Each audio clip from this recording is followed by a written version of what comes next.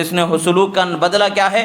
اللہ کے رسول صلی اللہ تعالی علیہ وسلم فرماتے ہیں وَلَن يَتَفَرَّقَا حَتَّى يَرِدَ عَلَيَّ الْحَوْض، فرمایا اور سنو جو میری اہل بیت ہے وہ میرے پاس قیامت کے دن اکٹھے پہنچائے جائے گی۔ قرآن اور اہل بیت وہ ایک دوسرے سے جدا ہونے والے نہیں ہیں۔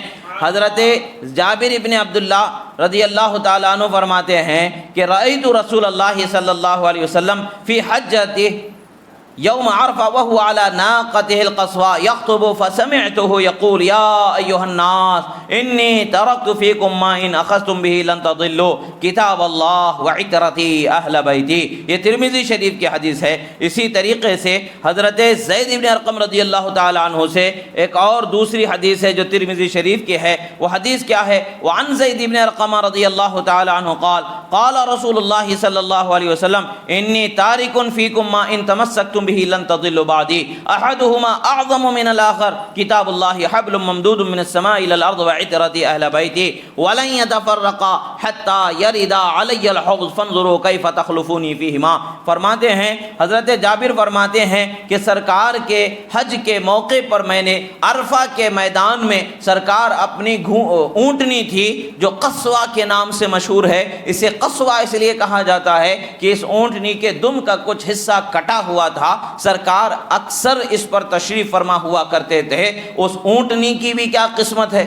سید الانبیاء اس پر سواری فرما رہے ہیں، پوری دنیا کی اونٹنیوں پر اس کو سرداری عطا فرما دی گئی۔ یہ بڑی عظیم ہستی ہے، بڑی عظیم نعمت ہے اس اونٹنی کو جو ملی ہے۔ بہرحال سرکار بھی افضل و اعلیٰ ہیں، سرکار کی سواری بھی افضل و اعلیٰ ہے، سرکار کا شہر بھی افضل و اعلیٰ ہے، سرکار کی ہر نسبت افضل و اعلیٰ ہے۔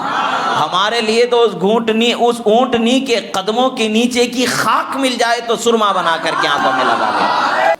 اب یہاں پر دیکھیں حضرت جابر ابن عبداللہ رضی اللہ تعالیٰ عنہ فرماتے ہیں کہ سنو میں نے رسول اللہ کو حج کے دن عرفہ کے میدان میں فرماتے ہوئے سنا کہ اے لوگوں میں تمہارے درمیان دو چیزوں کو چھوڑ کر کے جا رہا ہوں، ایک تو اللہ کی کتاب چھوڑ کر کے جا رہا ہوں اور ایک میری اہل بیت تمہارے درمیان چھوڑ کر کے جا رہا ہوں، اگر تم اسے پکڑے رہو تھامے رہو تو کبھی گمراہ نہیں ہونے والے ہو۔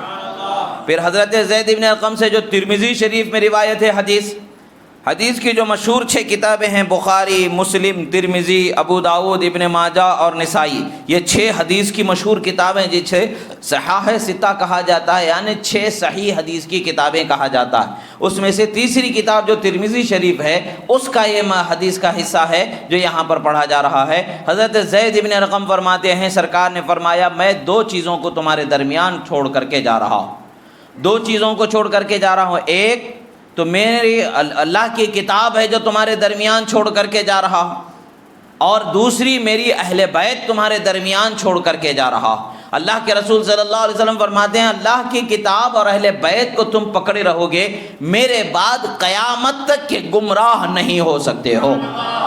اور پھر قیامت تک کی ہی بات نہیں ہے، آگے فرماتے ہیں وَلَن يَتَفَرَّقَا حَتَّى يَرِدَ عَلَيَّ الْحَوْض فَانظُرُوا كَيْفَ تَخْلُفُونِي فِيهِمَا۔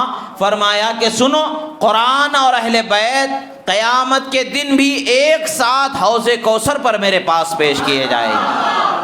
اب تم جانو کہ تم کیسے میری اہل بیت کا دامن تھامے رہتے ہو، کیسے قرآن کا دامن تھامے رہتے ہو۔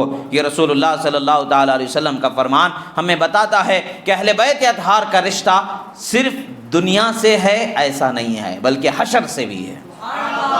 حشر کے دن بھی اہل بیت کا رشتہ ہے، حشر کے دن کے رشتے کا بھی ہمیں یہ لحاظ رکھنا ہے، حشر کے دن کا رشتہ ہم سے دور ہونے والا نہیں ہے۔ جبکہ اللہ کے رسول صلی اللہ تعالیٰ علیہ وسلم کی حدیث مبارکہ ہے کہ رسول اللہ صلی اللہ علیہ وسلم نے ارشاد فرمایا وَإِنَّ الْأَنْسَابَ يَوْمَ الْقِيَامَةِ تَنْقَطِعُ إِلَّا نَسَبِي وَسَبَبِي وَسِحْرِي۔ فرماتے ہیں کہ سنو اے لوگو سنو، قیامت کے دن تمام رشتے ختم ہو جائیں گے، باپ کا بیٹے کے ساتھ، بیٹے کا باپ کے ساتھ کوئی رشتہ باقی نہیں بچے گا، نہ ماں کا بیٹی کے ساتھ، بیٹی کا ماں کے ساتھ، شوہر کا بیوی کے ساتھ، بیوی کا شوہر کے ساتھ، کوئی رشتہ نہیں باقی بچے گا، کوئی خاندانی رشتہ باقی نہیں بچے گا سوائے رسول اللہ کے خاندانی رشتے کے۔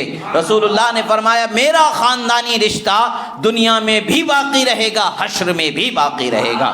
رسول اللہ صلی اللہ تعالی علیہ وسلم کا یہ فرمان ہمیں بتاتا ہے کہ اہل بیت اطہار کا رشتہ رسول اللہ سے جو ہے وہ دنیا میں بھی قائم ہے، حشر کے دن بھی، قیامت کے دن بھی قائم ہے، اور جنت میں بھی قائم ہے۔ یہی